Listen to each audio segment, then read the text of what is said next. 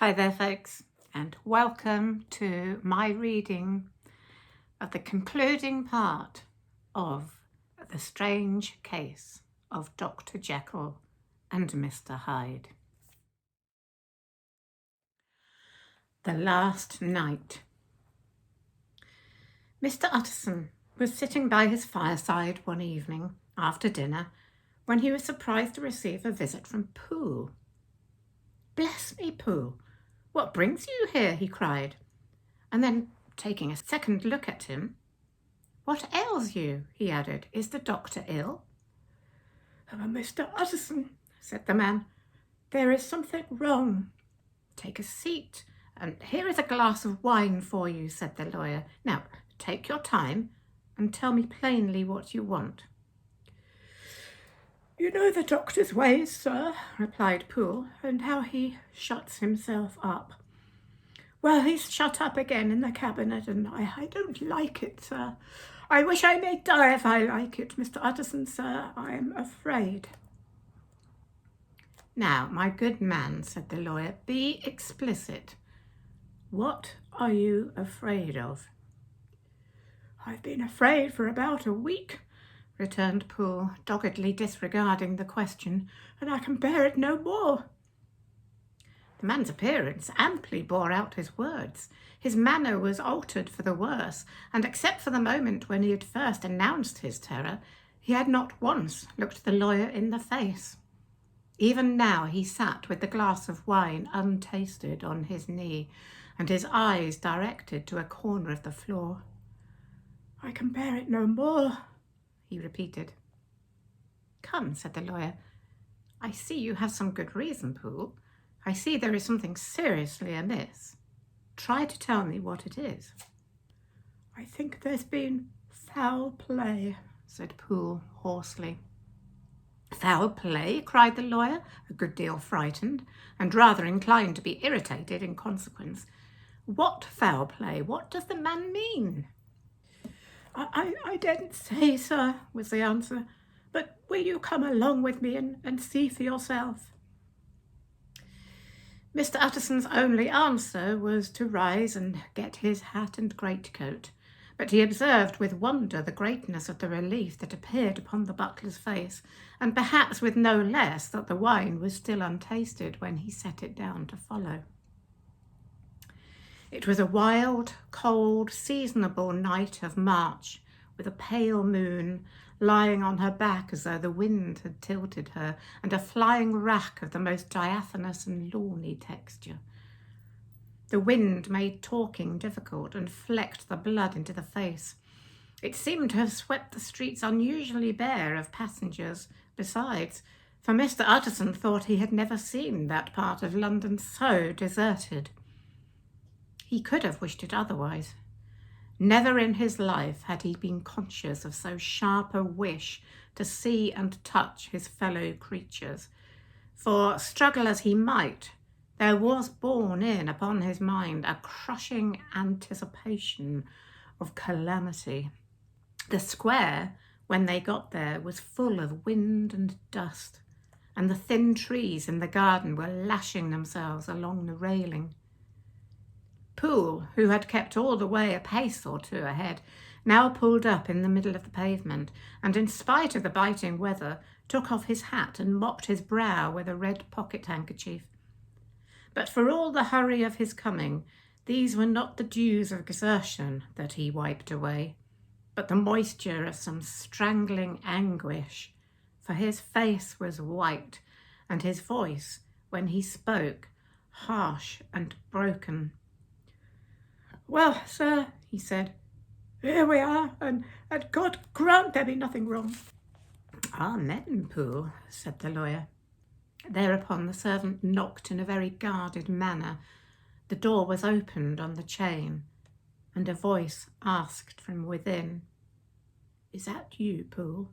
"It's all right," said Poole. "Open the door." The hall, when they entered it, was brightly lighted up. The fire was built high, and about the hearth the whole of the servants, men and women, stood huddled together like a flock of sheep. At the sight of Mr. Utterson, the housemaid broke into hysterical whimpering, and the cook crying out, "Oh, bless God, it's Mr. Utterson!" and ran forward as if to take him in her arms. What? Are you all here?" said the lawyer peevishly. "Very irregular, very unseemly. Your master will be far from pleased." They're all afraid," said Poole.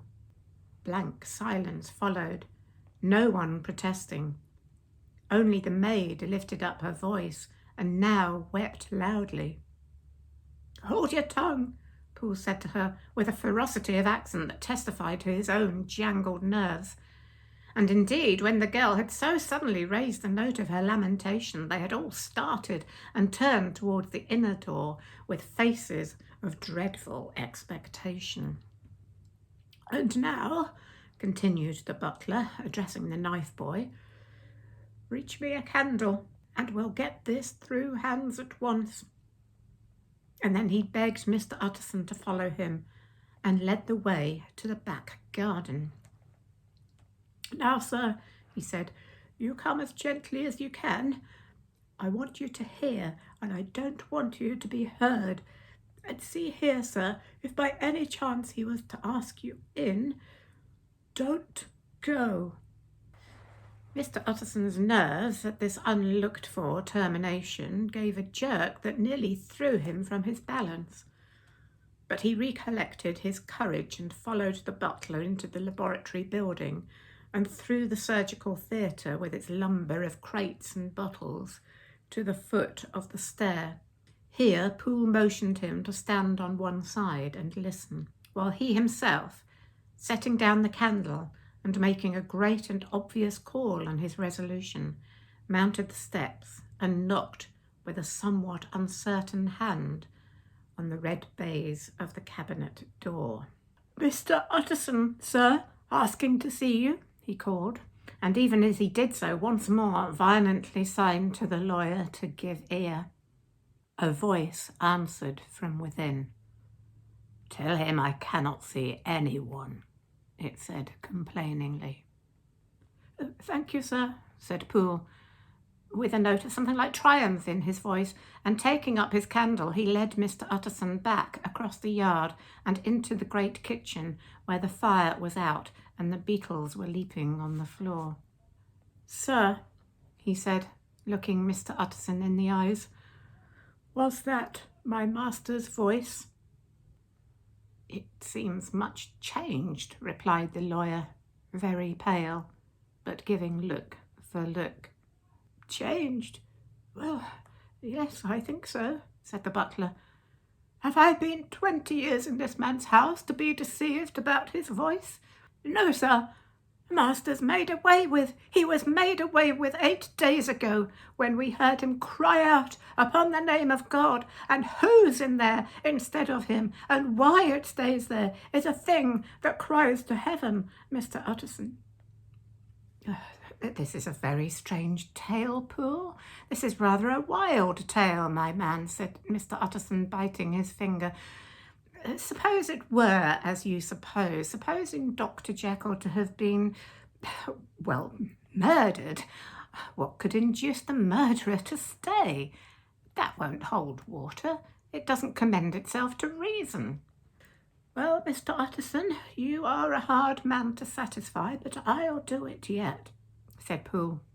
"All this last week you must know him or it, or whatever it is that lives in that cabinet, has been crying night and day for some sort of medicine and cannot get it to his mind. It was sometimes his way, the master's that is, to write his orders on a sheet of paper and throw it on the stair. We've had nothing else this week back, nothing but papers and a closed door and the very meals left there to be smuggled in when nobody was looking. Well, sir, every day, aye, and twice and thrice in the same day, there have been orders and complaints, and I have been sent flying to all the wholesale chemists in town.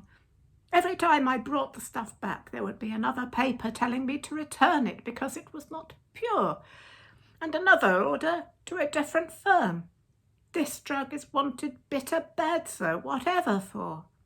"Have you any of these papers?" asked Mr. Utterson. Poole felt in his pocket and handed over a crumpled note, which the lawyer, bending nearer to the candle, carefully examined. Its contents ran thus: "Dr. Jekyll presents his compliments to Messrs. Moore. He assures them that their last sample is impure and quite useless for his present purpose. In this year, Dr. J purchased a somewhat large quantity from Messrs. M. He now begs them to search with the most sedulous care, and should any of the same quality be left, to forward it to him at once. Expense is no consideration. The importance of this to Dr. J can hardly be exaggerated." So far, the letter had run composedly enough, but here, with a sudden splutter of the pen, the writer's emotion had broken loose. "For God's sake," he had added, "find me some of the old." "This is a strange note," said Mr. Utterson, and then sharply, "How do you come to have it open?" "The man at Moore's was made angry, sir, and he threw it back to me like so much dirt," returned Poole. "This is unquestionably the doctor's hand, do you know?" resumed the lawyer. "I thought it looked like it," said the servant, rather sulkily, and then with another voice, "But what matters hand of right?" he said. "I seen him." "Seen him?" repeated Mr. Utterson. "Well?" "That's it," said Poole. "It was this way. I came suddenly into the theatre from the garden. It seems he had slipped out to look for this drug, or whatever it is, for the cabinet door was open, and there he was at the far end of the room, digging among the crates. He looked up when I came in, gave a kind of cry, and whipped upstairs into the cabinet. It was but for 1 minute that I saw him, but the hair stood upon my head like quills. Sir, if that was my master, why had he a mask on his face? If it was my master, why did he cry out like a rat and run from me? I have served him long enough. And then—" The man paused and passed his hand over his face. "These are all very strange circumstances," said Mr. Utterson, "but I think I begin to see daylight. Your master, Poole, is plainly seized with one of those maladies that both torture and deform the sufferer.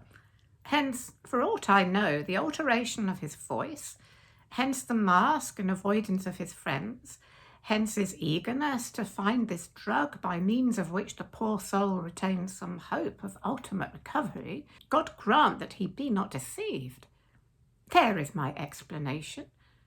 It is sad enough, Poole, aye, and appalling to consider, but it is plain and natural, hangs well together, and delivers us all from exorbitant alarms."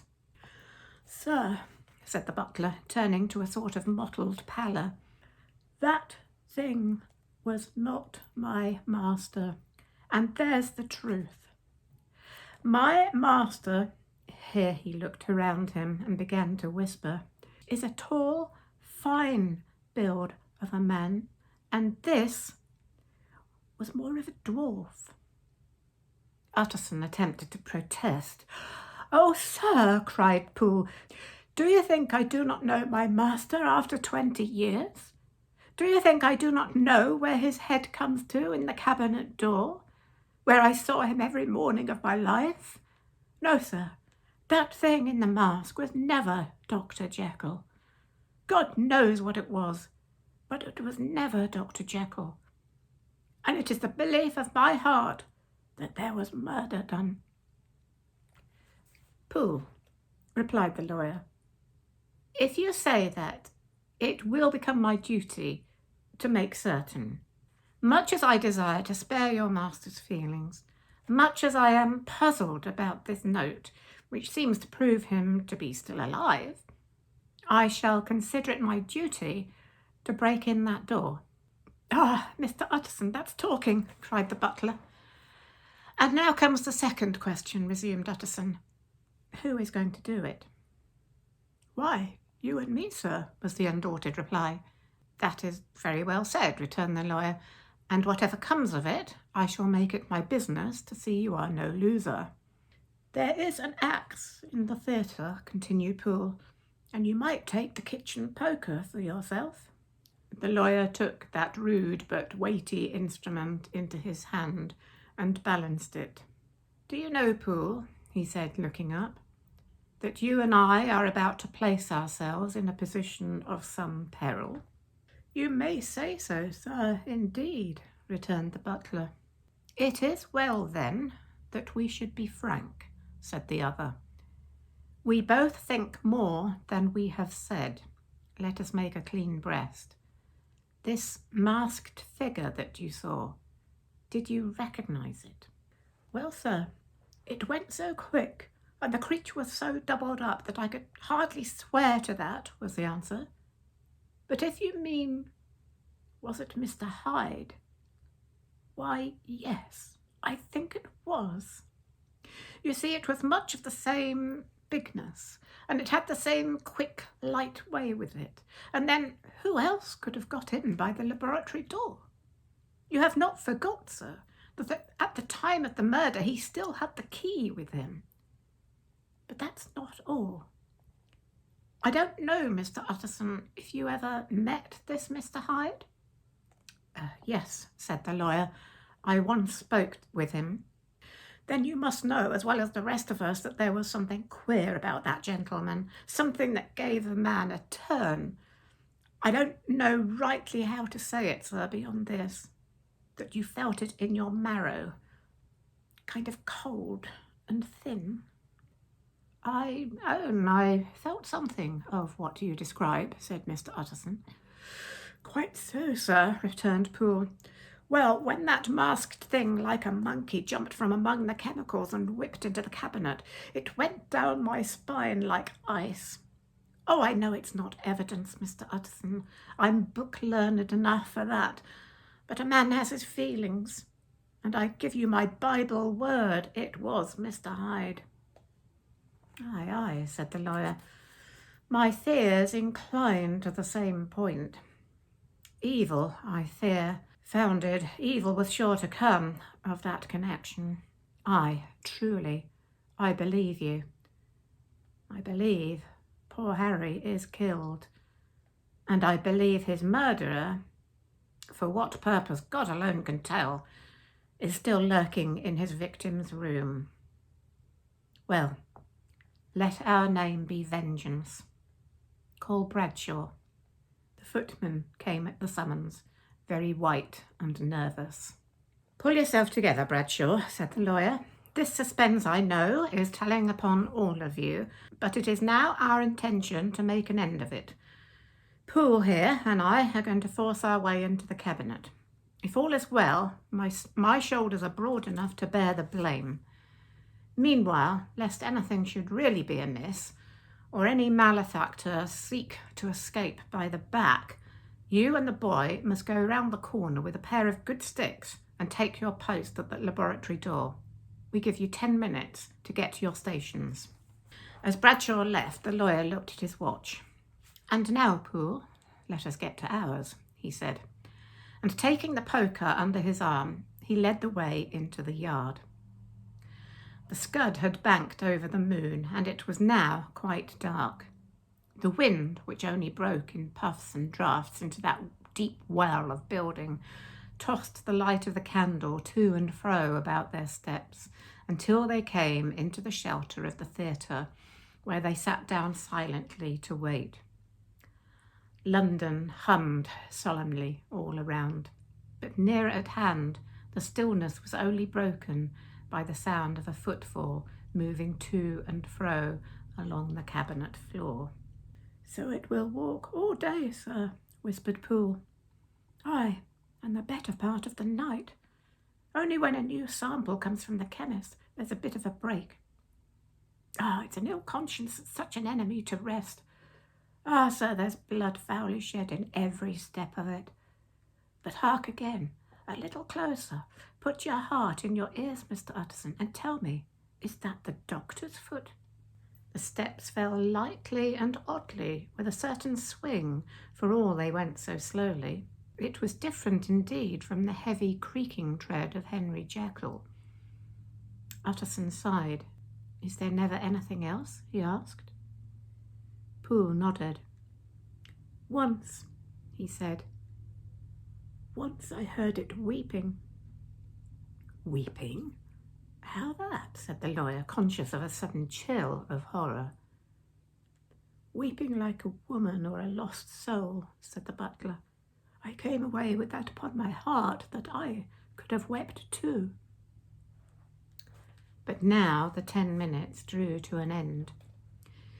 Poole disinterred the axe from under a stack of packing straw. The candle was set upon the nearest table to light them to the attack, and they drew near with bated breath to where that patient foot was still going up and down in the quiet of the night. "Jekyll," cried Utterson with a loud voice, "I demand to see you." He paused a moment, but there came no reply. "I give you fair warning. Our suspicions are aroused, and I must and shall see you," he resumed. "If not by fair means, then by foul. If not of your consent, then by brute force." "Utterson," said the voice, "for God's sake have mercy." "Oh, that's not Jekyll's voice. It's Hyde's," cried Utterson. "Down with the door, Poole." Poole swung the axe over his shoulder. The blow shook the building, and the red baize door leapt against the lock and hinges. A dismal screech, as if of mere animal terror, rang from the cabinet. Up went the axe again, and again the panels crashed and the frame bounded. 4 times the blow fell, but the wood was tough and the fittings were of excellent workmanship, and it was not until the 5th that the lock burst in sunder and the wreck of the door fell inwards on the carpet. The besiegers, appalled by their own riot and the stillness that had succeeded, stood back a little and peered in. There lay the cabinet before their eyes in the quiet lamplight, a good fire glowing and chattering on the hearth, the kettle singing its thin strain, a drawer or two open, papers neatly set forth on the business table, and nearer the fire the things laid out for tea. The quietest room, you would have said, and, but for the glazed presses full of chemicals, the most commonplace that night in London. Right in the midst there lay the body of a man, sorely contorted and still twitching. They drew near on tiptoe, turned it on its back, and beheld the face of Edward Hyde. He was dressed in clothes far too large for him, clothes of the doctor's bigness. The chords of his face still moved with a semblance of life, but life was quite gone. And by the crushed file in the hand and the strong smell of kernels that hung upon the air, Utterson knew that he was looking on the body of a self-destroyer. "We have come too late," he said sternly, "whether to save or punish. Hyde is gone to his account, and it only remains for us to find the body of your master." The far greater proportion of the building was occupied by the theatre, which filled almost the whole ground story and was lighted from above, and by the cabinet, which formed an upper story at one end and looked upon the court. A corridor joined the theatre to the door on the by-street, and with this the cabinet communicated separately by a second flight of stairs. There were besides a few dark closets and a spacious cellar. All these they now thoroughly examined. Each closet needed but a glance, for all were empty, and all, by the dust that fell from their doors, had stood long unopened. The cellar, indeed, was filled with crazy lumber, mostly dating from the times of the surgeon, who was Jekyll's predecessor. But even as they opened the door, they were advertised of the uselessness of further search by the fall of a perfect mat of cobweb which had for years sealed up the entrance. Nowhere was there any trace of Henry Jekyll, dead or alive. Poole stamped on the flags of the corridor. "He must be buried here," he said, hearkening to the sound. "Or he may have fled," said Utterson, and he turned to examine the door in the by-street. It was locked, and lying nearby on the flags they found the key, already stained with rust. "This does not look like use," observed the lawyer. "Use?" echoed the Poole. "Do you not see, sir, it is broken, much as if a man had stamped on it." "Ah," continued Utterson, "and the fractures too are rusty." The two men looked at each other with a scare. "This is beyond me, Poole," said the lawyer. "Let's go back to the cabinet." They mounted the stair in silence, and still, with an occasional awestruck glance at the dead body, proceeded more thoroughly to examine the contents of the cabinet. At one table there were traces of chemical work, various measured heaps of some white salt being laid on glass saucers, as though for an experiment in which the unhappy man had been prevented. "That is the same drug that I was always bringing him," said Poole, and even as he spoke, the kettle with a startling noise boiled over. This brought them to the fireside, where the easy chair was drawn cosily up, and the tea-things stood ready to the sitter's elbow, the very sugar in the cup. There were several books on a shelf. One lay beside the tea-things open, and Utterson was amazed to find it a copy of a pious work for which Jekyll had several times expressed a great esteem, annotated in his own hand with startling blasphemies. Next, in the course of their review of the chamber, the searchers came to the cheval glass, into whose depth they looked with an involuntary horror. But it was so turned as to show them nothing but the rosy glow playing on the roof, the fire sparkling in 100 repetitions along the glazed front of the presses, and their own pale and fearful countenances stopping to look in. "This glass has seen some strange things, sir," whispered Poole. "And surely none stranger than itself," echoed the lawyer in the same tone. "For what did Jekyll—" He caught himself up at the word with a start, and then, conquering the weakness, "What could Jekyll want with it?" "You may say that," said Poole. Next, they turned to the business table.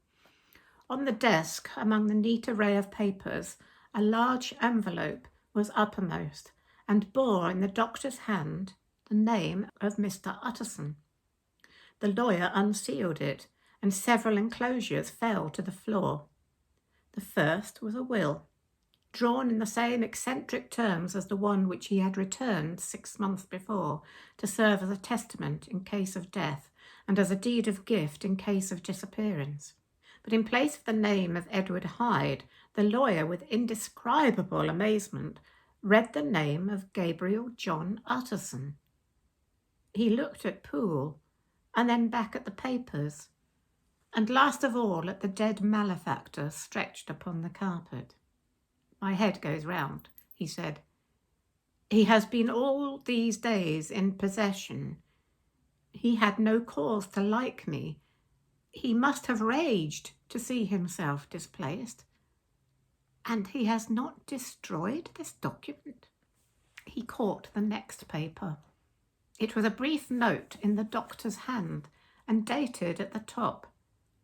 "Oh, Poole," the lawyer cried, "he was alive and here this day. He cannot have been disposed of in so short a space. He must be still alive. He must have fled. And then why he fled, and how? And in that case, can we venture to declare this suicide?" "Oh, we must be careful. I foresee that we may yet involve your master in some dire catastrophe." "Why don't you read it, sir?" asked Poole. "Because I fear," replied the lawyer solemnly. "God grant I have no cause for it." And with that, He brought the paper to his eye and read as follows. My dear Utterson, when this shall fall into your hands, I shall have disappeared under what circumstances I have not the penetration to foresee.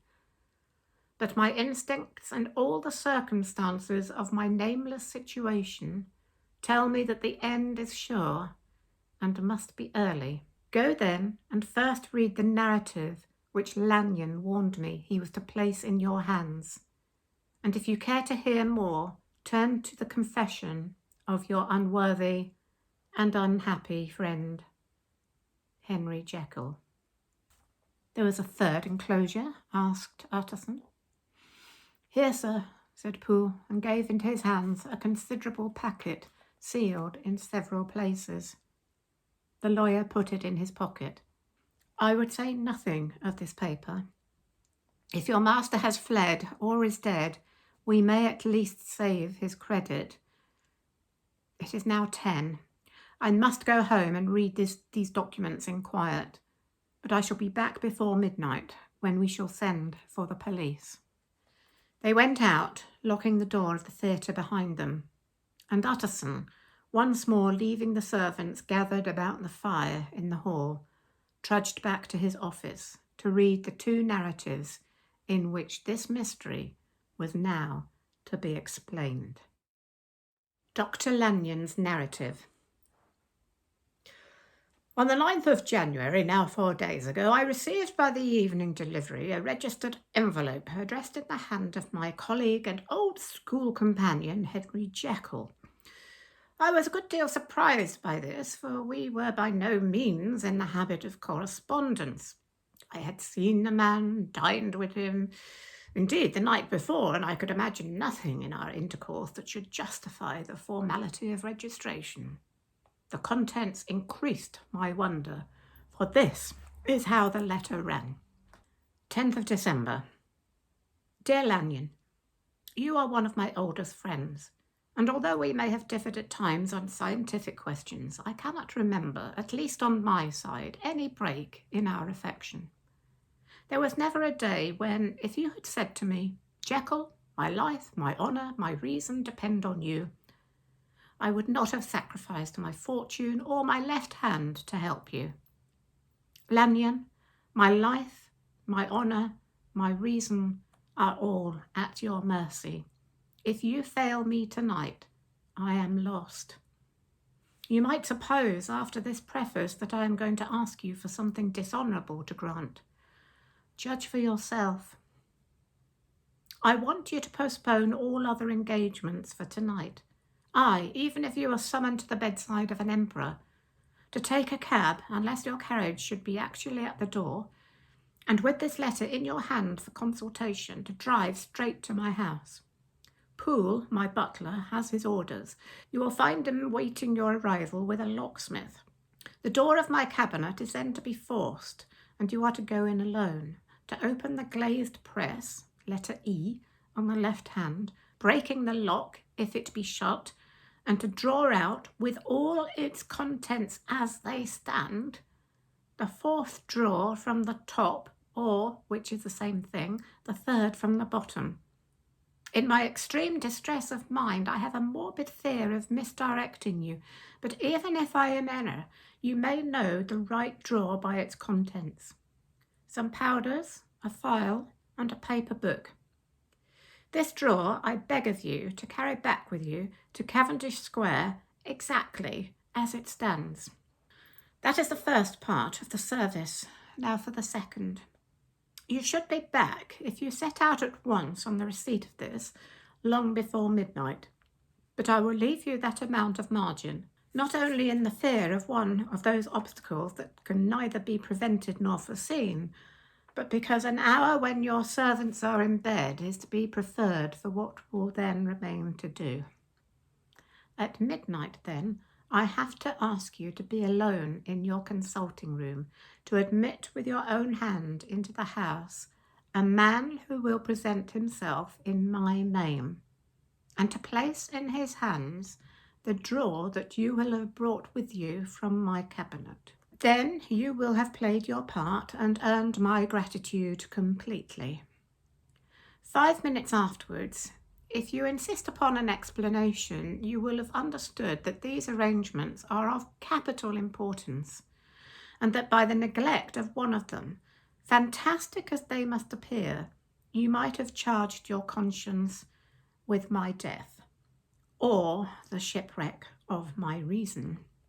Confident as I am that you will not trifle with this appeal, my heart sinks and my hand trembles at the bare thought of such a possibility. Think of me at this hour in a strange place, labouring under a blackness of distress that no fancy can exaggerate, and yet well aware that if you will but punctually serve me, my troubles will roll away like a story that is told. Serve me, my dear Lanyon, and save your friend, H.J. P.S. I had already sealed this up when a fresh terror struck upon my soul. It is possible that the post office may fail me, and this letter not come into your hands until tomorrow morning. In that case, dear Lanyon, do my errand when it shall be most convenient for you in the course of the day, and once more expect my messenger at midnight. It may then already be too late, and if that night passes without event, you will know that you have seen the last of Henry Jekyll. Upon the reading of this letter, I made sure my colleague was insane, but till that was proved beyond the possibility of doubt, I felt bound to do as he requested. The less I understood of this farrago, the less I was in a position to judge of its importance, and an appeal so worded could not be set aside without a grave responsibility. I rose accordingly from table, got into a hansom, and drove straight to Jekyll's house. The butler was awaiting my arrival. He had received by the same post as mine a registered letter of instruction, and had sent at once for a locksmith and a carpenter. The tradesmen came while we were yet speaking, and we moved in a body to old Dr. Denman's surgical theatre, from which, as you are doubtless aware, Jekyll's private cabinet is most conveniently entered. The door was very strong, the lock excellent. The carpenter avowed he would have great trouble and have to do much damage if force were to be used, and the locksmith was near despair. But this last was a handy fellow, and after 2 hours' work, the door stood open. The press marked E was unlocked, and I took out the drawer.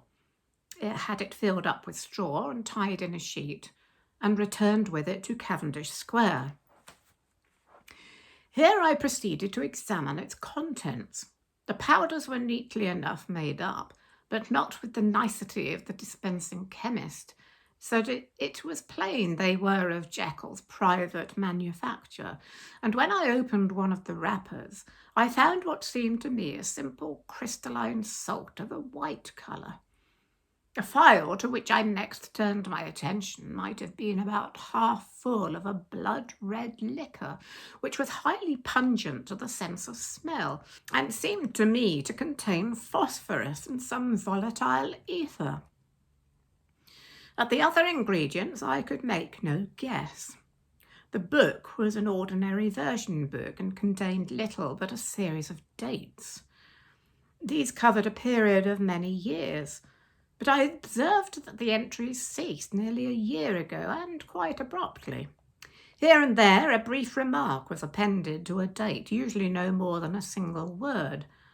Double, occurring perhaps 6 times in a total of several hundred entries, and once very early in the list, and followed by several marks of exclamation, total failure. All this, though it whetted my curiosity, told me little that was definite.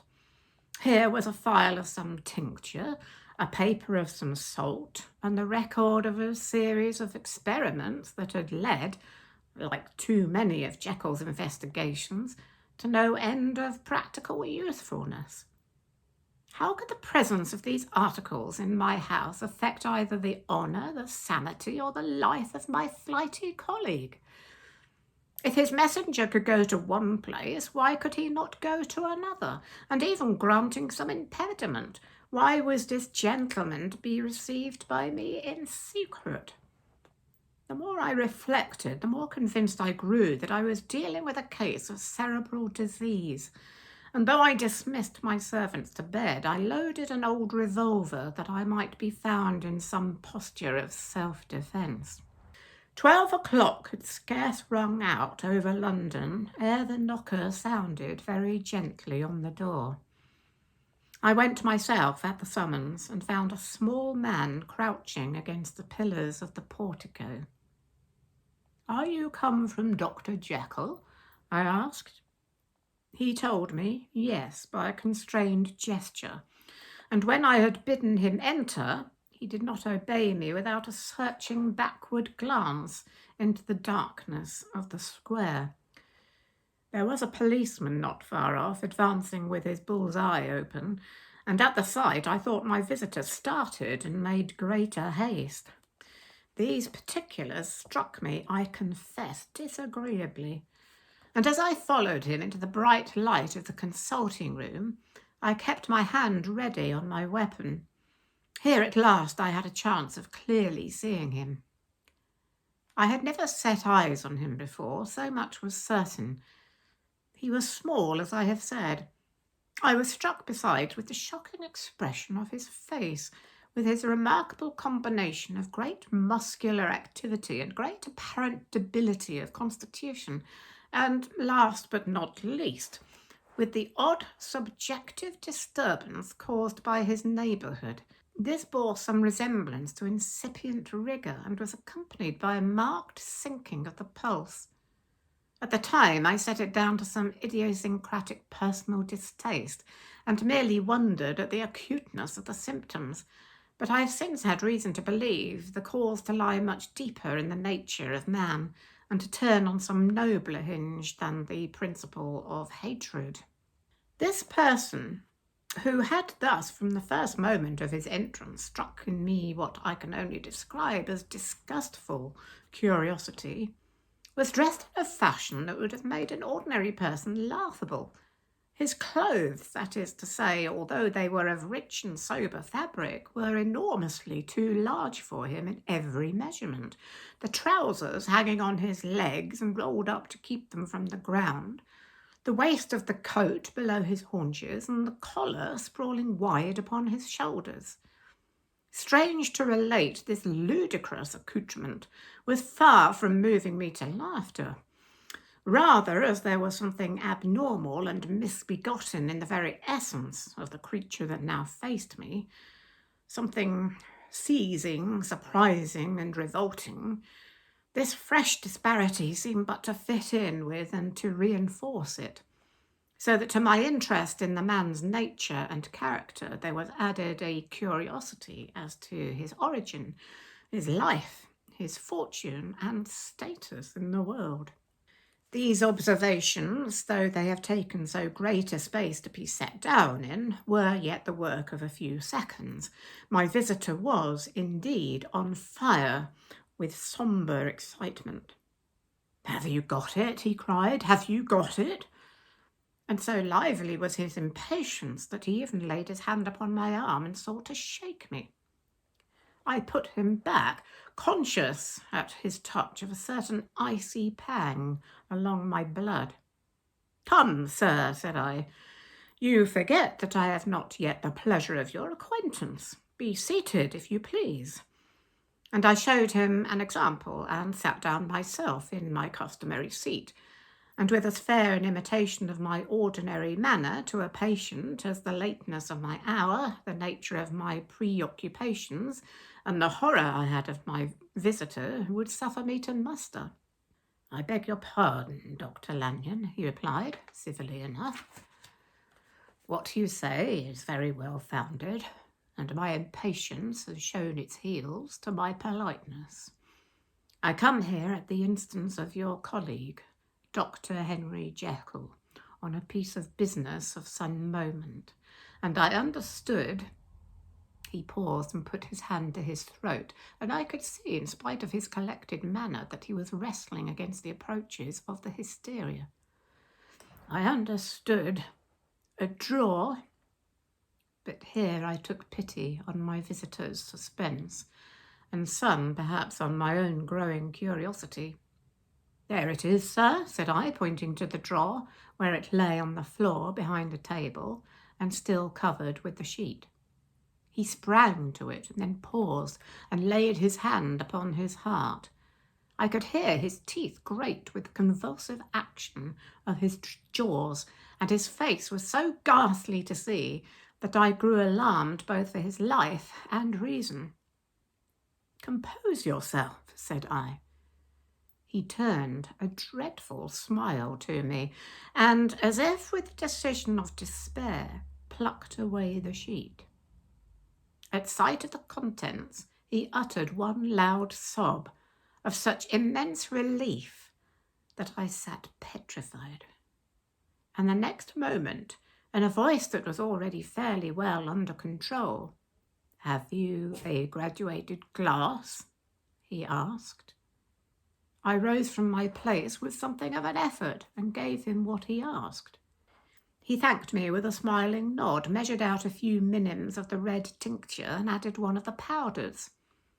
The mixture, which was at first of a reddish hue, began, in proportion as the crystals melted, to brighten in colour, to effervesce audibly, and to throw off small fumes of vapour.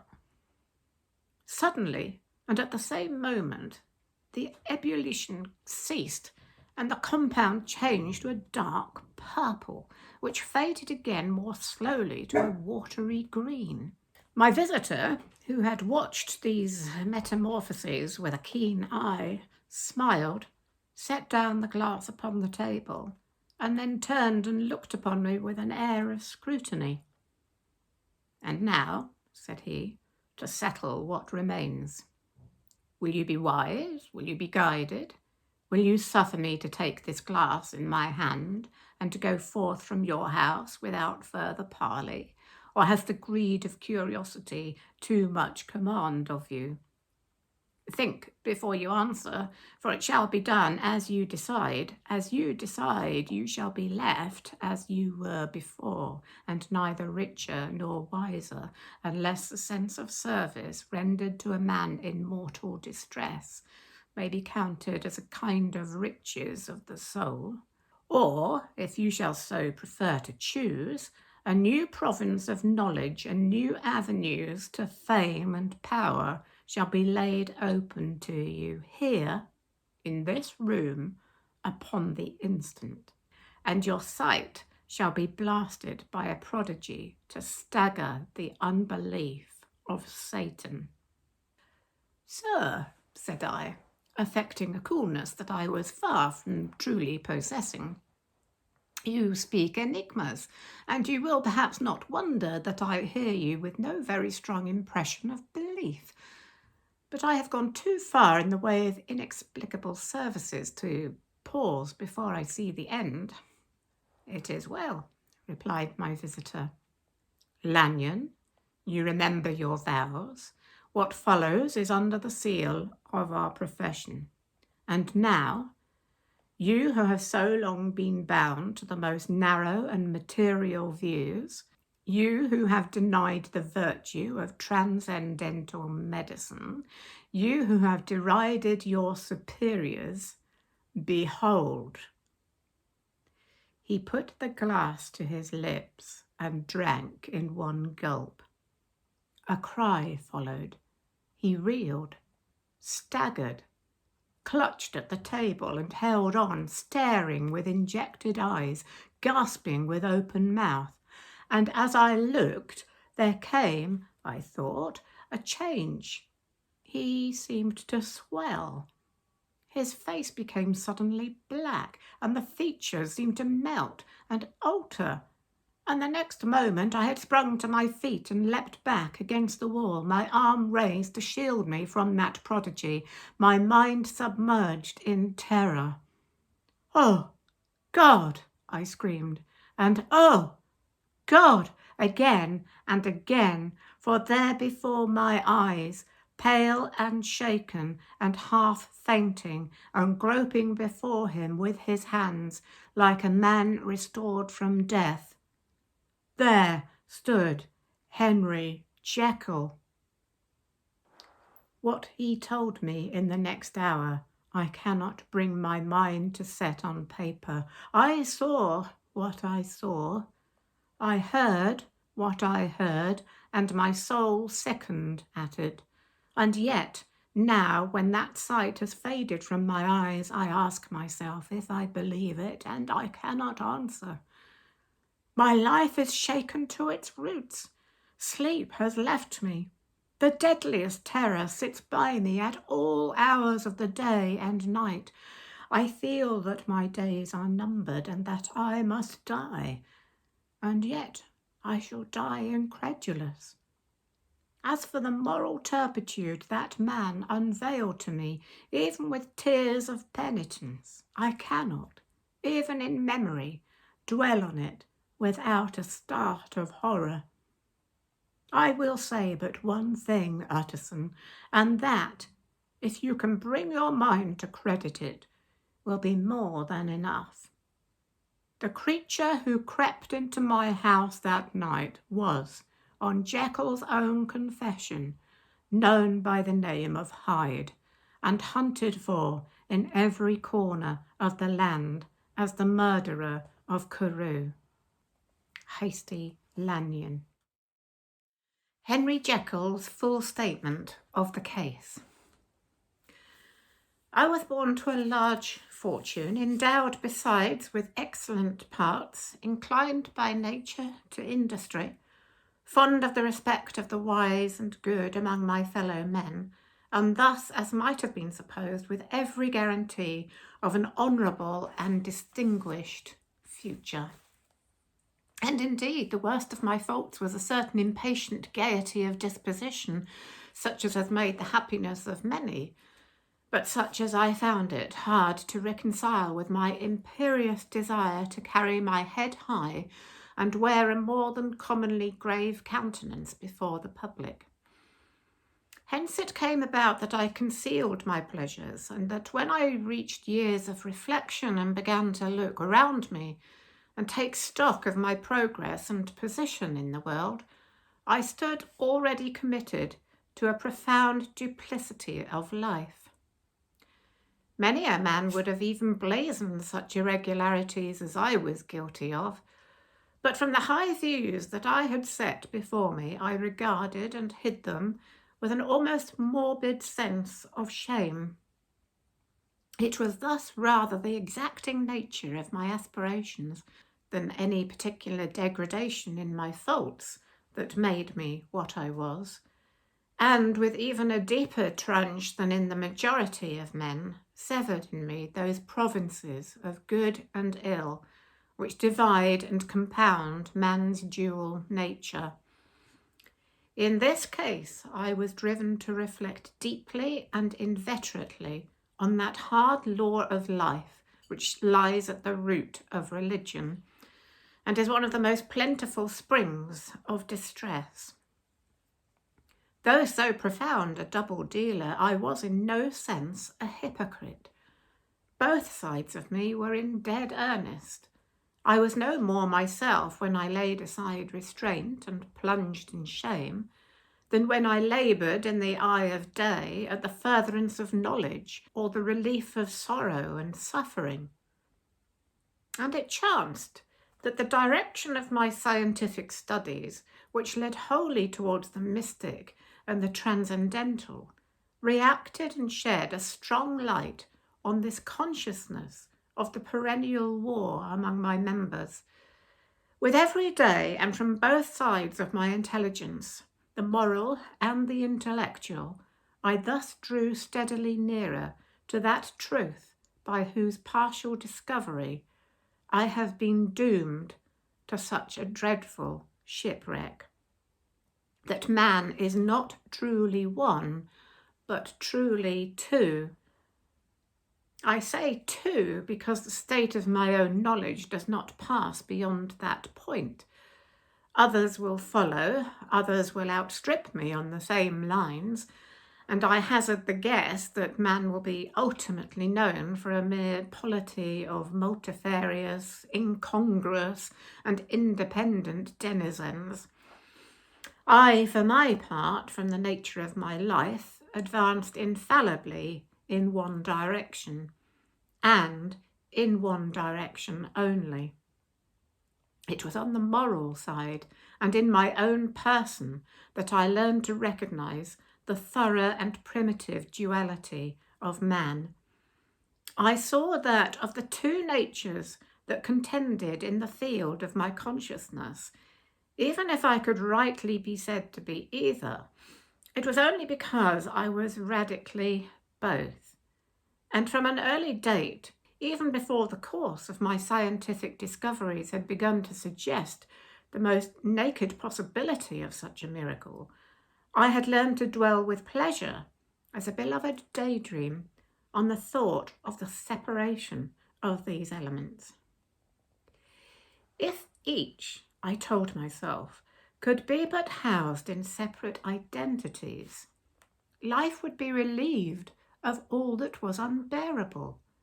The unjust might go his way, delivered from the aspirations and remorse of his more upright twin, and the just could walk steadfastly and securely on his upward path, doing the good things in which he found his pleasure, and no longer exposed to disgrace and penitence by the hands of this extraneous evil. It was the curse of mankind that these incongruous faggots were thus bound together, that in the agonized womb of consciousness these polar twins should be continuously struggling. How, then, were they dissociated? I was so far in my reflections when, as I have said, a sidelight began to shine upon the subject from the laboratory table. I began to perceive more deeply than it has ever yet been stated the trembling immateriality, the mist-like transience of this seemingly so solid body in which we walk attired. Certain agents I found to have the power to shake and to pluck back that fleshly vestment, even as a wind might toss the curtains of a pavilion. For two good reasons, I will not enter deeply into this scientific branch of my confession. First, because I have been made to learn that the doom and burthen of our life is bound forever on man's shoulders. And when the attempt is made to cast it off, it but returns upon us with more unfamiliar and more awful pressure. Second, because, as my narrative will make, alas, I too evident, my discoveries were incomplete.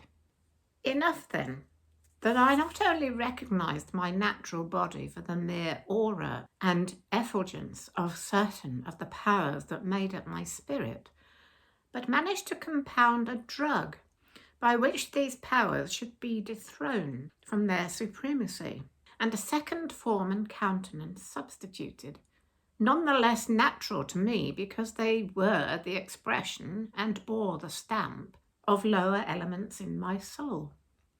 I hesitated long before I put this theory to the test of practice. I knew well that I risked death, for any drug that so potently controlled and shook the very fortress of identity might, by the least scruple of an overdose, or at the least inopportunity in the moment of exhibition, utterly blot out that immaterial tabernacle which I looked to it to change. But the temptation of a discovery so singular and profound at last overcame the suggestions of alarm. I had long since prepared my tincture. I purchased at once from a firm of wholesale chemists a large quantity of a particular salt, which I knew from my experiments to be the last ingredient required, and late one accursed night I compounded the elements, watched them boil and smoke together in the glass, and when the ebullition had subsided, with a strong glow of courage, drank of the potion.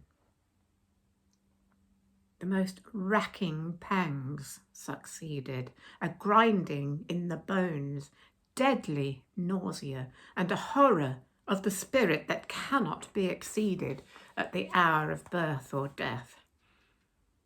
Then these agonies began swiftly to subside, and I came to myself as if out of a great sickness.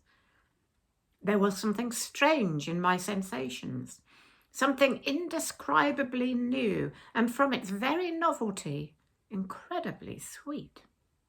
I felt younger, lighter, happier in body. Within, I was conscious of a heady recklessness, a current of disordered sensual images running like a mill race in my fancy, a solution of the bonds of obligation, an unknown but not an innocent freedom of the soul. I knew myself, at the first breath of this new life, to be more wicked, tenfold more wicked, sold a slave to my original evil. And the thought, in that moment, braced and delighted me like wine. I stretched out my hands, exulting in the freshness of these sensations. And in the act, I was suddenly aware that I had lost in stature. There was no mirror at that date in my room. That which stands beside me as I write was brought there later on, and for the very purpose of those transformations. The night, however, was far gone into the morning. The morning, black as it was nearly ripe for the conception of the day. The inmates of my house were locked in the most rigorous hours of slumber, and I determined, flushed as I was with hope and triumph, to venture in my new shape as far as to my bedroom. I crossed the yard wherein the constellations looked down upon me. I could have thought, with wonder, the first creature of that sort that their unsleeping vigilance had yet disclosed to them. I stole through the corridors, a stranger in my own house, and coming to my room, I saw, for the first time, the appearance of Edward Hyde. I must here speak by theory alone, saying not that which I know, but that which I suppose to be most probable. The evil side of my nature, to which I had now transferred the stamping efficacy, was less robust and less developed than the good which I had just deposed. Again, in the course of my life, which had been, after all, 9/10 a life of effort, virtue, and control, it had been much less exercised and much less exhausted. And hence, as I think, it came about that Edward Hyde was so much smaller, slighter, and younger than Henry Jekyll. Even as good shone upon the countenance of the one, evil was written broadly and plainly on the face of the other. Evil, besides, which I must still believe to be the lethal side of man, had left on that body an imprint of deformity and decay. And yet, when I looked upon that ugly idol in the glass, I was conscious of no repugnance, rather of a leap of welcome. This, too, was myself. It seemed natural and human. In my eyes, it bore a livelier image of the spirit. It seemed more express and single than the imperfect and divided countenance I had hitherto accustomed to call mine. And in so far, I was doubtless right. I have observed that when I wore the semblance of Edward Hyde, none could come near to me at first without a visible misgiving of the flesh. This, as I take it, was because all human beings, as we meet them, are commingled out of good and evil, and Edward Hyde alone in the ranks of mankind was pure evil. I lingered but a moment at the mirror, The second and conclusive experiment had yet to be attempted. It yet remained to be seen if I had lost my identity beyond redemption and must flee before daylight from a house that was no longer mine. And hurrying back to my cabinet, I once more prepared and drank the cup, once more suffered the pangs of dissolution, and came to myself once more with the character, the stature, and the face of Henry Jekyll. That night I had come to a fatal crossroads. Had I approached my discovery in a more noble spirit, had I risked the experiment while under the empire of generous or pious aspirations, all must have been otherwise, and from these agonies of death and birth I had come forth an angel instead of a fiend. The drug had no discriminating action. It was neither diabolical nor divine. It but shook the doors of the prison house of my disposition, and like the captives of Philippi, that which stood within ran forth. At that time my virtue slumbered. My evil, kept awake by ambition, was alert and swift to seize the occasion, and the thing that was projected was Edward Hyde. Hence, although I had now two characters as well as two appearances, one was wholly evil, and the other was still the old Henry Jekyll, that incongruous compound of whose reformation and improvement I had already learned to despair. The movement was thus wholly toward the worse. Even at that time, I had not yet conquered my aversion to the dryness of a life of study. I would still be merrily disposed at times, and as my pleasures were, to say the least, undignified, and I was not only well known and highly considered, but growing towards the elderly man, this incoherency of my life was daily growing more unwelcome. It was on this side that my new power tempted me until I fell into slavery. I had but to drink the cup, to doff at once the body of the noted professor, and to assume, like a thick cloak, that of Edward Hyde. I smiled at the notion. It seemed to me at the time to be humorous, and I made my preparations with the most studious care. I took and furnished that house in Soho to which Hyde was tracked by the police, and engaged as housekeeper a creature whom I well knew to be silent and unscrupulous. On the other side, I announced to my servants that a Mr. Hyde, whom I described, was to have full liberty and power about my house in the square. And to parry mishaps, I even called and made myself a familiar object in my second character. I next drew up that will to which you so much objected, so that if anything befell me in the person of Dr. Jekyll, I could enter on that of Edward Hyde without pecuniary loss, and thus fortified, as I supposed, on every side, I began to profit by the strange immunities of my position. Men have before hired bravos to transact their crimes, while their own person and reputation sat under shelter. I was the first that ever did so for his pleasures.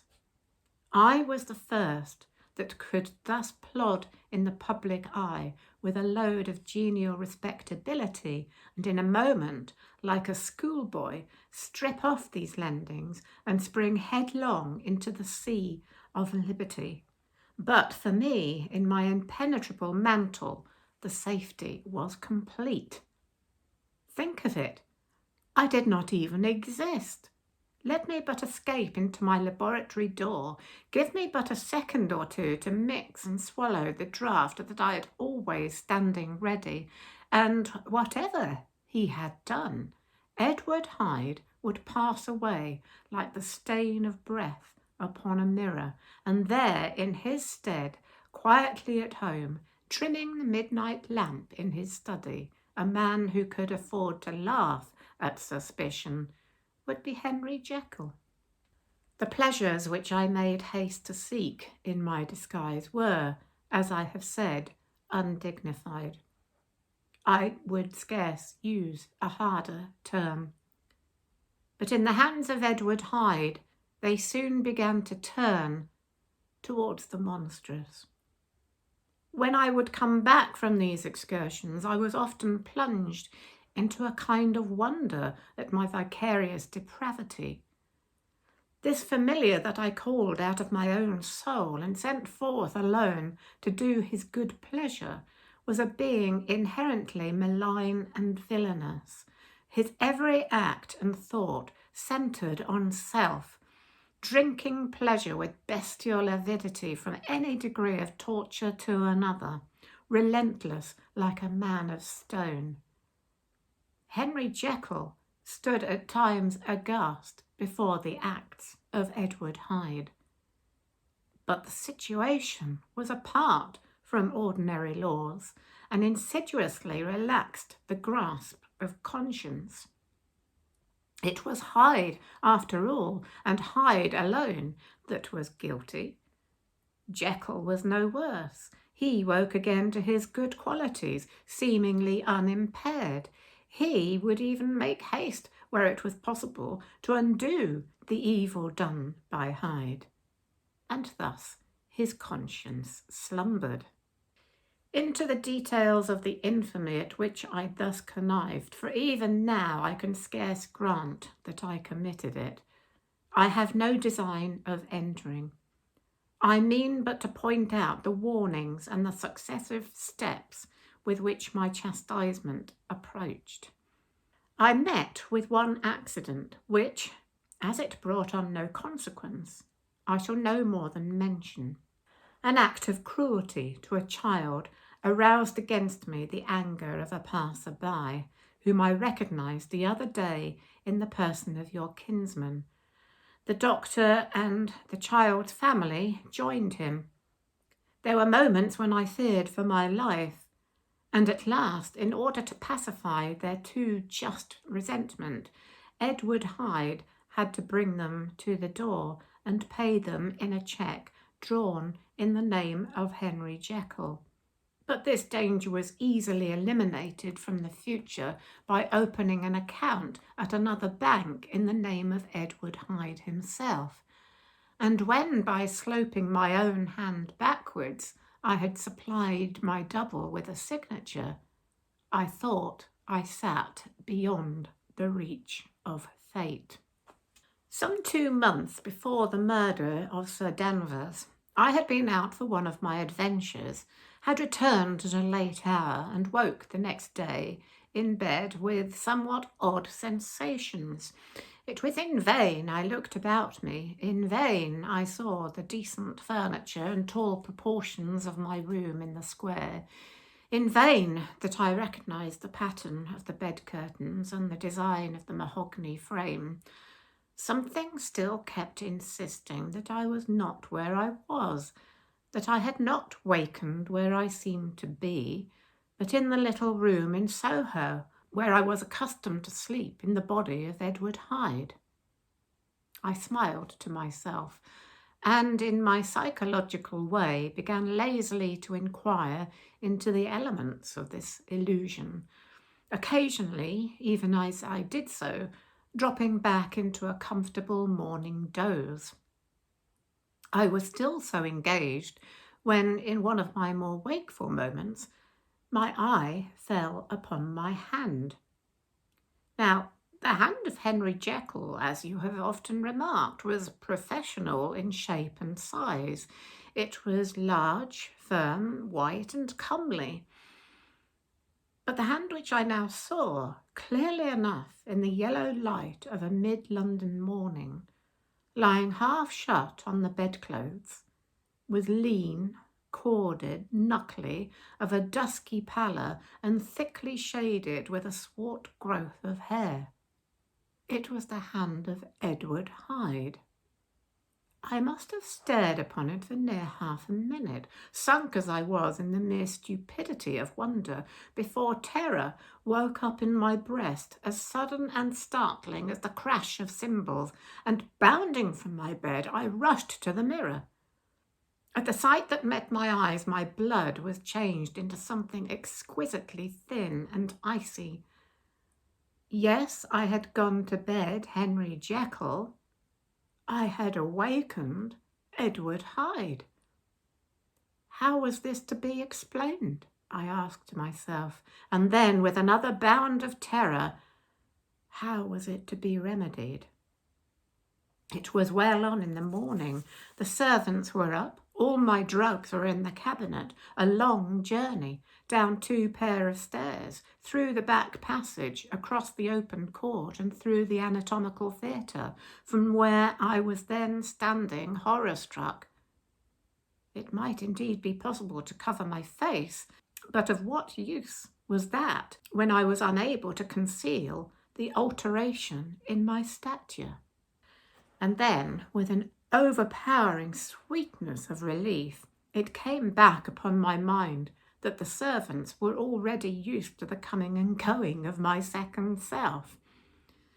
I had soon dressed as well as I was able in clothes of my own size, had soon passed through the house where Bradshaw stared and drew back at seeing Mr. Hyde at such an hour and in such strange array, and 10 minutes later Dr. Jekyll had returned to his own shape and was sitting down with a darkened brow to make a feint of breakfasting. Small indeed was my appetite. This inexplicable incident, this reversal of my previous experience, seemed like the Babylonian finger on the wall to be spelling out the letters of my judgment. And I began to reflect more seriously than ever before on the issues and possibilities of my double existence. That part of me which I had the power of projecting had lately been much exercised and nourished. It had seemed to me of late as though the body of Edward Hyde had grown in stature, as though, when I wore that form, I were conscious of a more generous tide of blood, and I began to spy a danger that, if this were much prolonged, the balance of my nature might be permanently overthrown, the power of voluntary change be forfeited, and the character of Edward Hyde become irrevocably mine. The power of the drug had not been always equally displayed. Once, very early in my career, it had totally failed me. Since then, I had been obliged on more than one occasion to double, and once, with infinite risk of death, to treble the amount. And these rare uncertainties had cast hitherto the sole shadow on my contentment. Now, however, and in the light of that morning's accident, I was led to remark that, whereas in the beginning the difficulty had been to throw off the body of Jekyll, it had of late gradually but decidedly transferred itself to the other side. All things, therefore, seemed to point to this, that I was slowly losing hold of my original and better self, and becoming slowly incorporated with my second and worse. Between these two, I now felt I had to choose. My two natures had memory in common, but all other faculties were most unequally shared between them. Jekyll, who was composite, now with the most sensitive apprehensions, now with a greedy gusto, projected and shared in the pleasures and adventures of Hyde.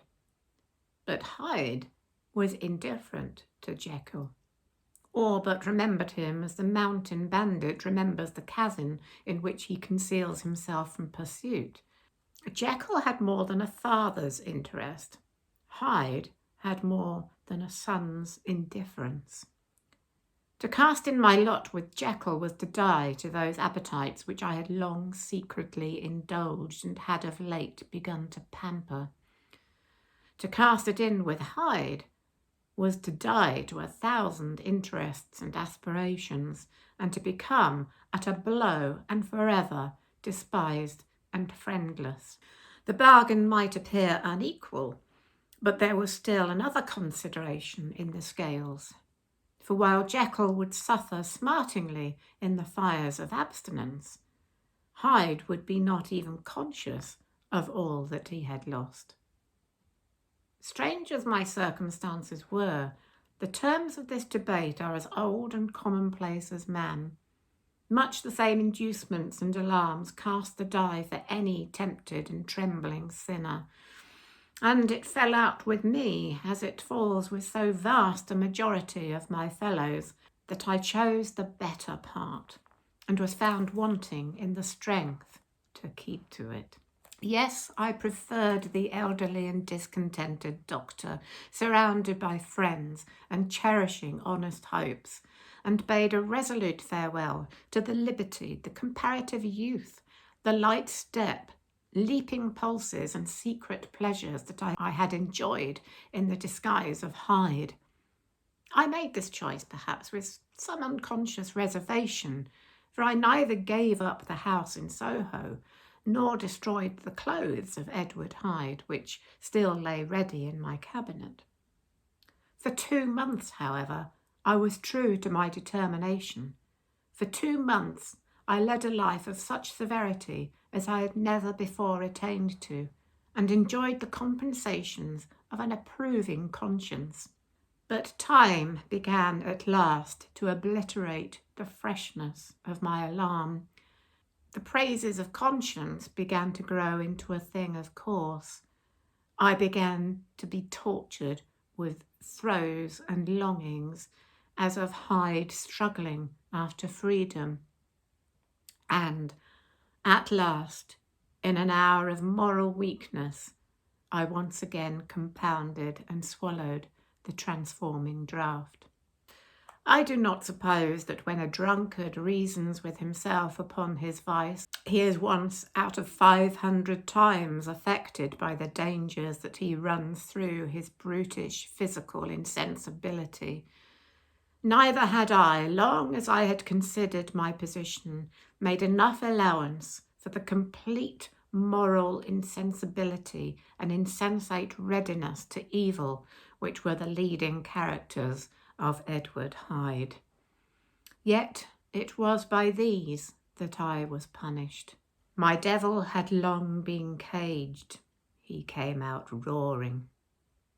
I was conscious, even when I took the draught, of a more unbridled, a more furious propensity to ill. It must have been this, I suppose, that stirred in my soul that tempest of impatience with which I listened to the civilities of my unhappy victim. I declare, at least, before God, no man morally sane could have been guilty of that crime upon so pitiful a provocation, and that I struck in no more reasonable spirit than that in which a sick child may break a plaything. But I had voluntarily stripped myself of all those balancing instincts by which even the worst of us continues to walk with some degree of steadiness among temptations. And in my case, to be tempted, however slightly, was to fall. Instantly the spirit of hell awoke in me and raged. With a transport of glee, I mauled the unresisting body, tasting delight from every blow, and it was not till weariness had begun to succeed that I was so suddenly, in the top fit of my delirium, struck through the heart by a cold thrill of terror. A mist dispersed. I saw my life to be forfeit, and fled from the scene of these excesses, at once glorying and trembling, my lust of evil gratified and stimulated, my love of life screwed to the topmost peg. I ran to the house in Soho and, to make assurance doubly sure, destroyed my papers. Thence I set out through the lamplit streets in the same divided ecstasy of mind, gloating in my crime, light-headedly devising others in the future, and yet still hastening and still hearkening in my wake for the steps of the avenger. Hyde had a song upon his lips as he compounded the draught, and as he drank it pledged the dead man. The pangs of transformation had not done tearing him before Henry Jekyll, with streaming tears of gratitude and remorse, had fallen upon his knees and lifted his clasped hands to God. The veil of self-indulgence was rent from head to foot. I saw my life as a whole. I followed it up from the days of childhood when I had walked with my father's hand and through the self-denying toils of my professional life to arrive again and again with the same sense of unreality at the damned horrors of the evening. I could have screamed aloud. I sought with tears and prayers to smother down the crowd of hideous images and sounds with which my memory swarmed against me. And still, between the petitions, the ugly face of my iniquity stared into my soul. As the acuteness of this remorse began to die away, it was succeeded by a sense of joy. The problem of my conduct was solved. Hyde was thenceforth impossible. Whether I would or not, I was now confined to the better part of my existence, and oh, how I rejoiced to think it! With what willing humility I embraced anew the restrictions of natural life. And with what sincere renunciation I locked the door by which I had so often gone and come, and ground the key under my heel. The next day came the news that the murder had been overlooked, that the guilt of Hyde was patent to the world, and that the victim was a man high in public estimation. It was not only a crime, it had been a tragic folly. I think I was glad to know it. I think I was glad to have my better impulses thus buttressed and guarded by the terrors of the scaffold. Jekyll was now my city of refuge. Let but Hyde peep out an instant, and the hands of all men would be raised to take and slay him. I resolved in my future conduct to redeem the past, and I can say with honesty that my resolve was fruitful of some good.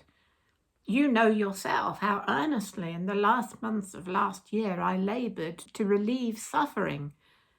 You know that much was done for others, and that the days passed quietly, almost happily for myself. Nor can I truly say that I wearied of this beneficent and innocent life. I think instead that I daily enjoyed it more completely. But I was still cursed with my duality of purpose, and as the first edge of my penitence wore off, the lower side of me, so long indulged, so recently chained down, began to growl for license. Not that I dreamed of resuscitating Hyde.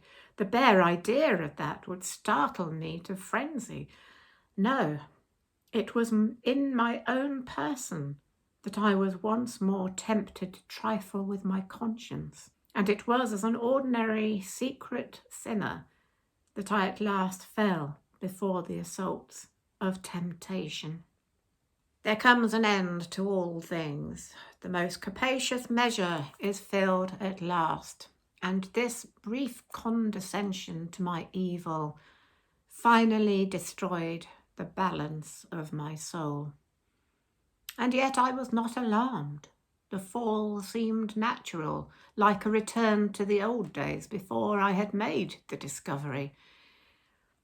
It was a fine, clear January day, wet underfoot where the frost had melted, but cloudless overhead, and the Regent's Park was full of winter chirrupings and sweet with spring odours.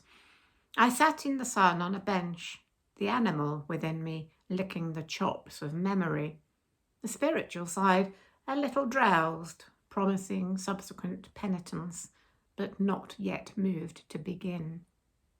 After all, I reflected, I was like my neighbours. And then I smiled, comparing myself with other men, comparing my active goodwill with the lazy cruelty of their neglect. And at the very moment of that vainglorious thought, a qualm came over me, a horrid nausea and the most deadly shuddering. These passed away and left me faint. And then, as in its turn the faintness subsided, I began to be aware of a change in the temper of my thoughts, a greater boldness, a contempt of danger, a solution of the bonds of obligation. I looked down. My clothes hung formlessly on my shrunken limbs. The hand that lay on my knee was corded and hairy. I was once more Edward Hyde. A moment before I had been safe of all man's respect, wealthy, beloved, the cloth laying for me in the dining room at home, and now I was the common quarry of mankind, hunted, houseless, a known murderer, thrall to the gallows. My reason wavered, but it did not fail me utterly. I have more than once observed that in my second character, my faculties seemed sharpened to a point, and my spirits more tensely elastic. Thus it came about that, where Jekyll perhaps might have succumbed, Hyde rose to the importance of the moment. My drugs were in one of the presses of my cabinet. How was I to reach them? That was the problem that, crushing my temples in my hands, I set myself to solve. The laboratory door I had closed. If I sought to enter by the house, my own servants would consign me to the gallows.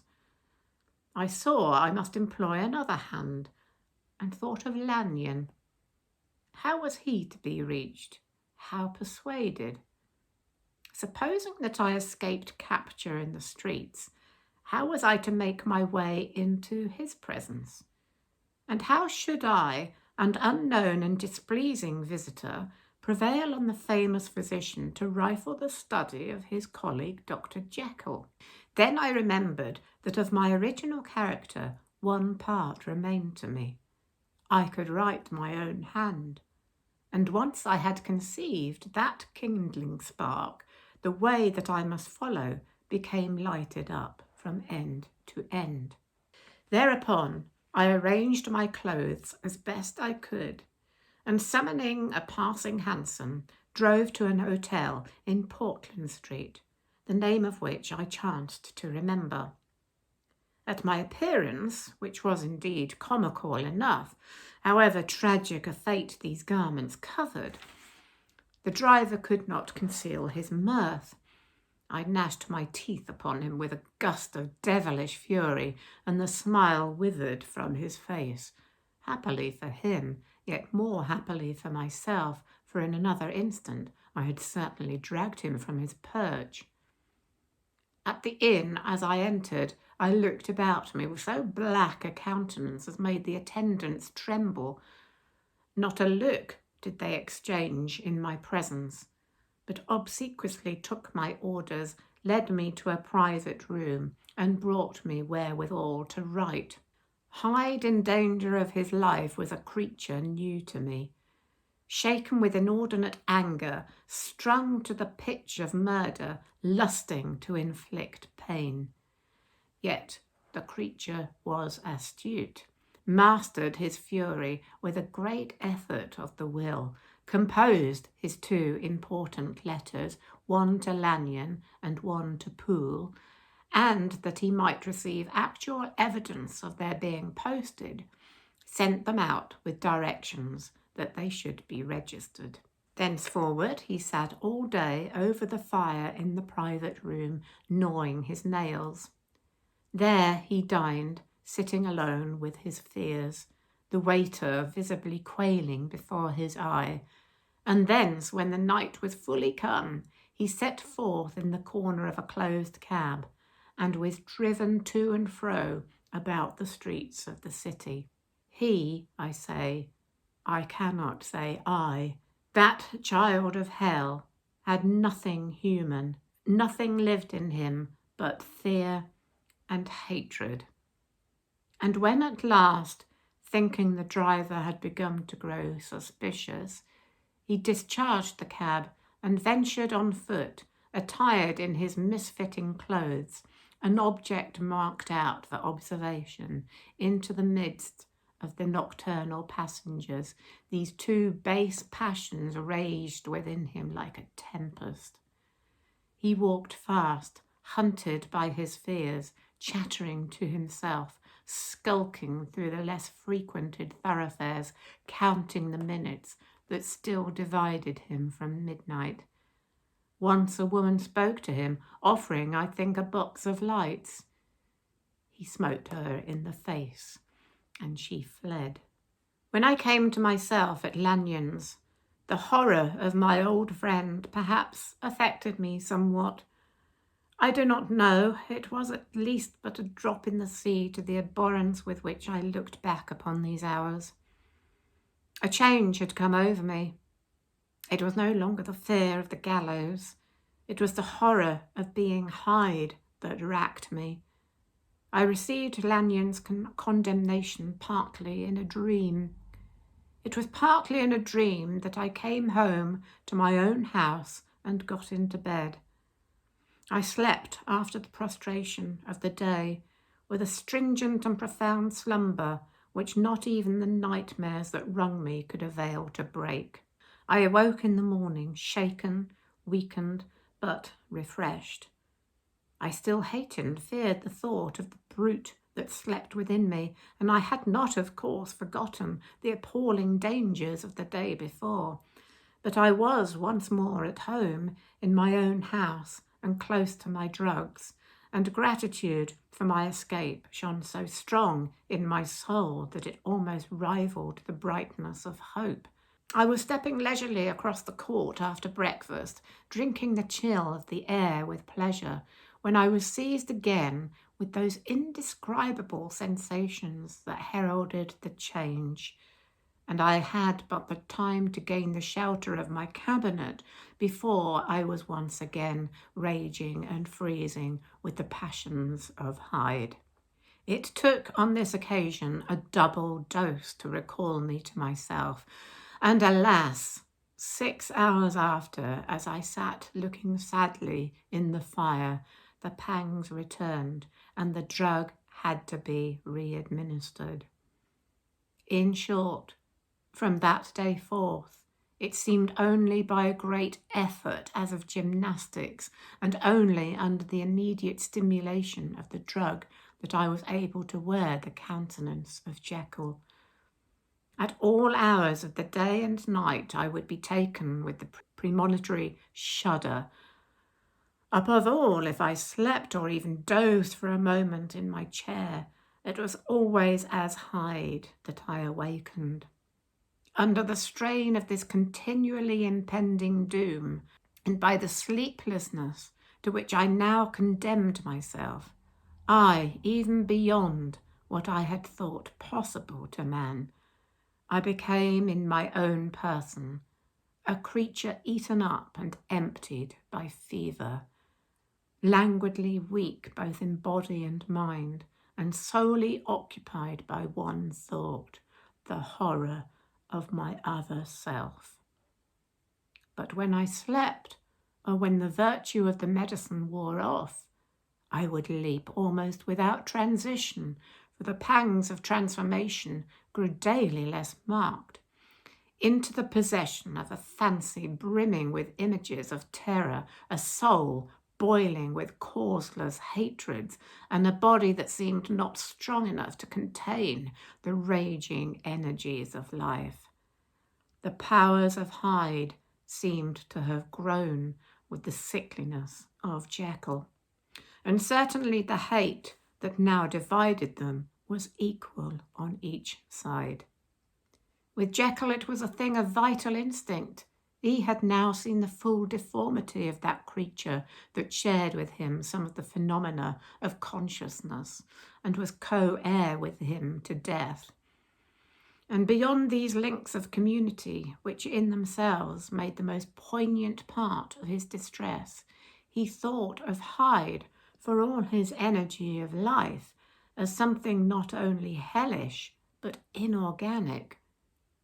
This was the shocking thing, that the slime of the pit seemed to utter cries and voices, that the amorphous dust gesticulated and sinned, that what was dead and had no shape should usurp the offices of life. And this again, that insurgent horror was knit to him closer than a wife, closer than an eye, lay caged in his flesh, where he heard it mutter and felt it struggle to be born, and at every hour of weakness and in the confidence of slumber prevailed against him and deposed him out of life.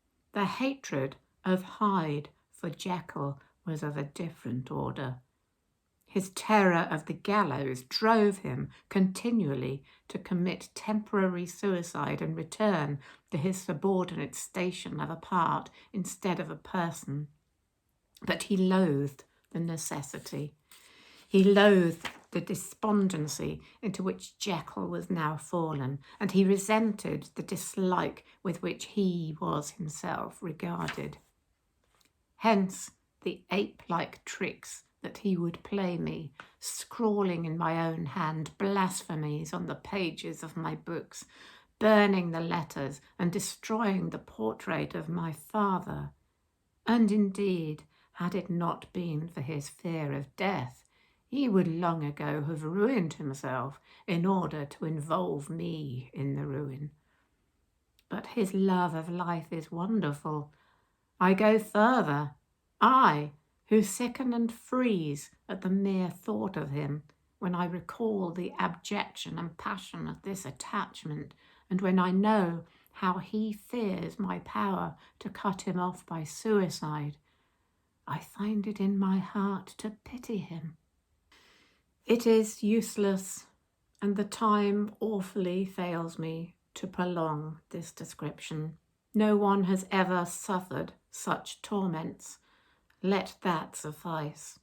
And yet even to these habit brought no, not alleviation, but a certain callousness of soul, a certain acquiescence of despair.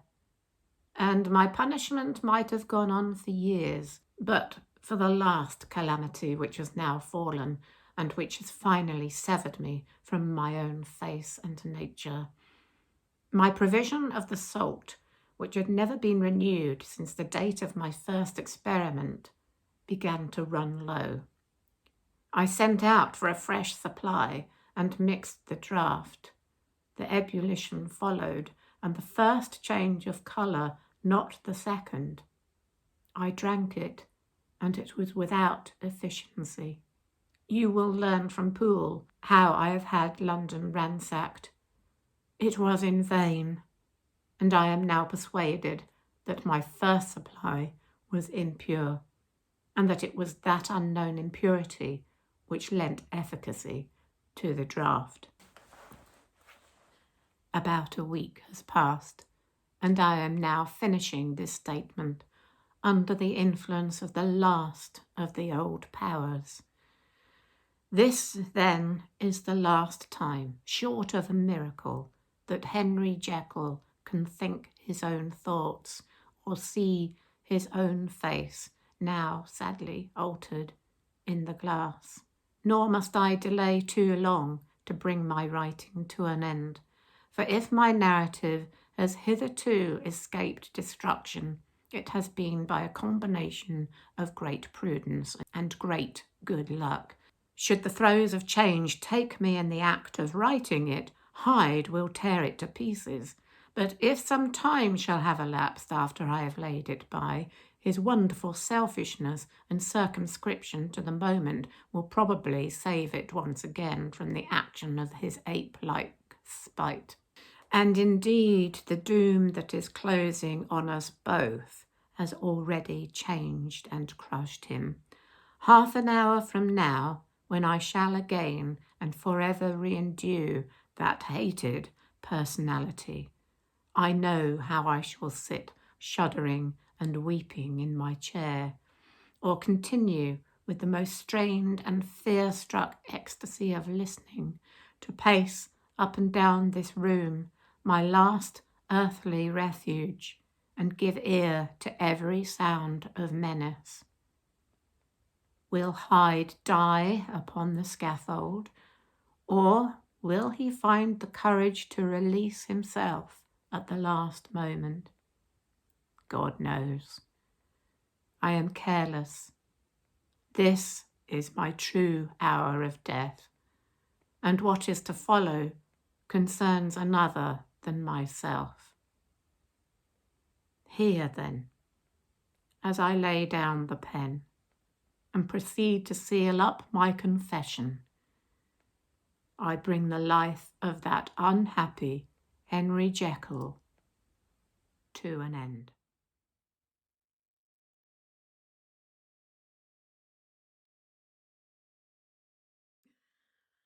Wow, what a story, eh? I really did very much enjoy reading that. And it's in reading a story like that out loud that I really found a great appreciation of Robert Louis Stevenson's prose, his use of words and descriptions to create atmosphere, but also the wonderful, wonderful exploration of the duality of human nature and that dark side which most of us like to think that we keep under control.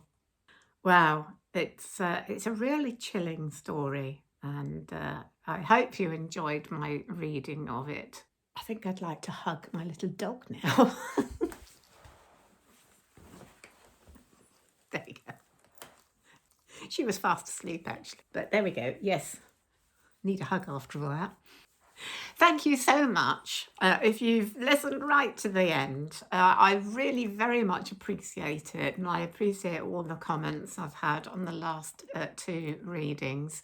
So I have suggested before that I would like to read one of my own books. I'll be asking you soon which of my books that you would like me to read.